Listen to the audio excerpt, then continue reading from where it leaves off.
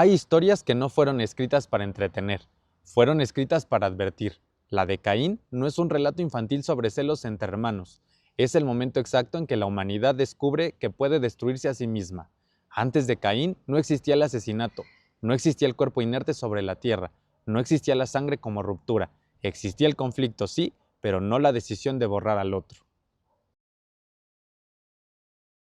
En el libro del Génesis, la escena es casi incómodamente breve. Dos hermanos presentan ofrendas. Una es aceptada, la otra no. No se explica con claridad por qué, no se justifica el criterio divino, solo se narra el hecho. Y en ese silencio narrativo nace algo más peligroso que el rechazo, la interpretación. Cuando el ser humano no entiende por qué no fue elegido, empieza a inventar razones, y casi siempre esas razones se convierten en heridas. Caín no mata por odio inmediato. Mata porque no soporta la comparación, porque la aceptación del otro se convierte en prueba de su propia insuficiencia. Y ahí nace el primer abismo psicológico de la historia. No es simplemente un crimen físico, es una fractura interior que se vuelve acción. Lo más perturbador ocurre después del asesinato. Dios no lo fulmina, no lo elimina, no lo borra del relato, lo confronta. ¿Dónde está tu hermano? Esa pregunta no busca información, busca conciencia. Es la primera vez que la humanidad debe responder por lo que hizo cuando nadie la observaba. Y la respuesta de Caín atraviesa los siglos con una frialdad que todavía incomoda. ¿Acaso soy yo el guardián de mi hermano? En esa frase se inaugura una lógica que la humanidad repetiría una y otra vez. El dolor del otro no es mi responsabilidad. La violencia no empieza con armas, empieza con esa negación. La condena es extraña, porque no es muerte, es errancia. Errante y extranjero serás en la tierra. La muerte es final, la errancia es continuidad. Es vivir con el peso del acto sin reposo, sin pertenencia. Es caminar sabiendo que el suelo que pisas recuerda lo que hiciste. Y entonces aparece la llamada marca de Caín. El texto no describe qué es, no habla de señal visible ni de símbolo concreto, solo afirma su efecto. Nadie podrá matarlo. Esa protección es el elemento más inquietante del relato.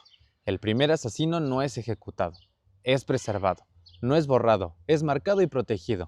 Preservar implica función, implica que la historia no termina con él, implica que su existencia cumple un papel más profundo que el del simple ejemplo moral.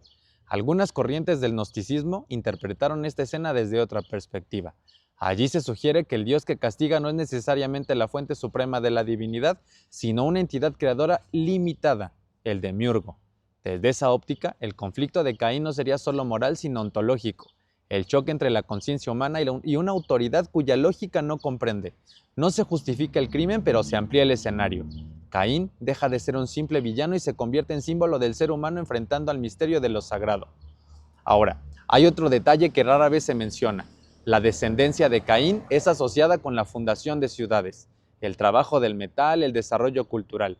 El linaje del primer asesino aparece ligado a la construcción, al fuego, a la técnica. Es una paradoja incómoda. El primer derramamiento de sangre no produce extinción, produce civilización, como si el relato insinuara que el progreso humano nace junto a su sombra. Con el paso de los siglos, la figura de Caín se funde con otras leyendas. El errante eterno, el hombre que no puede morir, el testigo que atraviesa imperios, no porque haya evidencia histórica que lo confirme, sino porque el símbolo es demasiado poderoso para desaparecer. Un ser condenado a caminar sin fin encarna el castigo más profundo, la conciencia que no encuentra absolución. En tiempos modernos surgió una teoría aún más perturbadora, la idea de que Caín no vaga libremente, sino que fue contenido, custodiado, preservado por instituciones que administran secretos milenarios. El nombre que inevitablemente aparece es el Vaticano. No existe prueba verificable de que Caín esté prisionero bajo piedra antigua ni en archivos ocultos. Sin embargo, el Vaticano resguarda uno de los archivos históricos más herméticos del mundo, y donde hay silencio prolongado, la imaginación humana instala mitos. La teoría no persiste por evidencia, sino por resonancia. La idea de que el primer asesino esté vivo implicaría que la violencia original no ha sido cerrada, que la humanidad aún camina con esa herida abierta, que el acto fundacional no fue superado, sino solo administrado. Pero quizá el error es buscar a Caín como individuo físico. Tal vez Caín no es un hombre inmortal ni un prisionero oculto. Tal vez es un arquetipo activo. Es el trauma del no elegido, es la herida de sentirse desplazado, es la comparación que se vuelve intolerable. Cada vez que el reconocimiento ajeno se convierte en amenaza, Caín respira. Cada vez que el éxito de otro despierta resentimiento en lugar de admiración, esa historia se reactiva. La pregunta, ¿dónde está tu hermano?, sigue vigente. No es una pregunta antigua, es una pregunta contemporánea. En un mundo de competencia constante, de validación pública, de aprobación medida en aplausos, esa pregunta perfora el orgullo humano. ¿Dónde está tu hermano cuando lo conviertes en rival? ¿Dónde está cuando decides que su caída te beneficia? Tal vez la marca de Caín no es visible en la piel, tal vez es una huella en la conciencia colectiva, tal vez la errancia no es geográfica sino espiritual. El ser humano moderno, desarraigado, comparativo, ansioso de aprobación, vive en una forma de exilio permanente. Y entonces, la historia deja de ser mito antiguo y se convierte en espejo.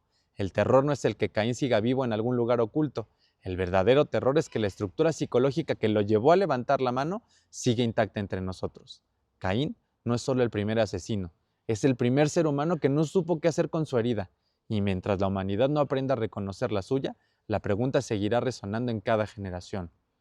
¿Dónde está tu hermano?